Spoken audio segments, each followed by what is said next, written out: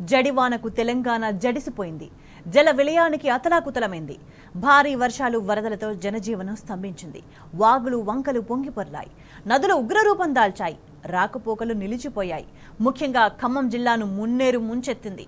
భారీ వర్షాలు వరదలు ఖమ్మం ప్రజలను చివురుటాకుల్లా వణికించాయి. ప్రాణాలు అరిచేతిలో పెట్టుకుని బయటపడ్డ జనం కట్టుబట్టలతో రోడ్డున పడ్డారు.